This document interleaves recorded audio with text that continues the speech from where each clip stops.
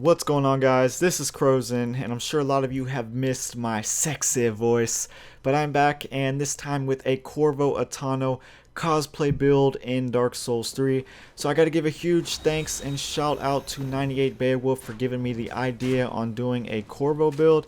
I would have probably never have done one otherwise, and I figured it was just a perfect time to do this build since Dishonored 2 is literally like right around the corner, and I love Dishonored, so yeah, this is basically my own version of it. As you see, I'm using the Lothric's Holy Sword as Corvo's main right-hand weapon. I really feel like the weapon art does this justice for Corvo since it reminds me the most of the Wind Blast ability that Corvo had from Dishonored.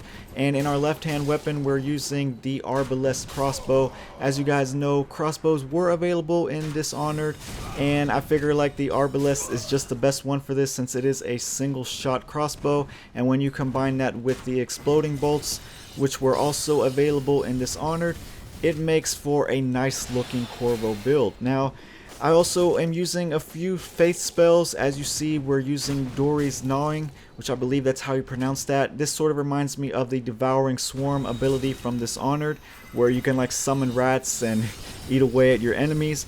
But also we're using Emit Force, and that also kind of reminds me of the Wind Blast ability as well, just on a different scale and a different level than the weapon art from the sword. But that is really it for my secondary weapon. I just really chose the Mailbreaker, but honestly, I find myself not even using a secondary weapon with this build. It's just straight up Lothric's Holy Sword and Arbalest, and that is really it. So for the class, you want to go with the Mercenary probably. I choose Knight just because that is where I do most of my builds on, but if you're really trying to min and max, you probably want to go with Mercenary since they cap out at soul level 118 with all my stats. So then from there I can show you my stats and everything else about Corvo in Dark Souls. Okay, so here we are in the stat menu, and for my attributes at soul level 120, I have 34 Vigor, I have 14 Attunement, 35 Endurance, 15 Vitality, 40 Strength and Dex, 9 Intelligence, 25 Faith in order to use the Gnawing spell, and 7 Luck. Now when I was doing the character planner, I was finding out that Mercenary was capping out with this build and with these stats at soul level 118. So you have 2 extra points if you do choose Mercenary, which you can just stack into Vigor or Endurance. So just keep that in mind.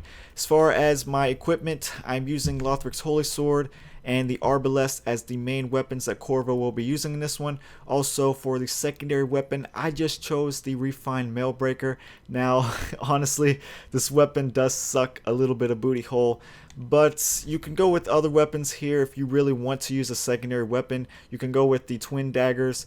You can even go with the Rapier if that is what you choose to do, but I find myself not even really using a secondary weapon, so I just put out this Mailbreaker just because it looks pretty realistic on Corvo, or for a Corvo build. So that's basically what I went with. Now for my gear, this is important. This will make you really look like Corvo in this game. You want to use the Exile Mask, you want to use the Black Hand Armor, the Sellsword Gauntlet, and the Drang Shoes, and this will give you this kind of look in the game.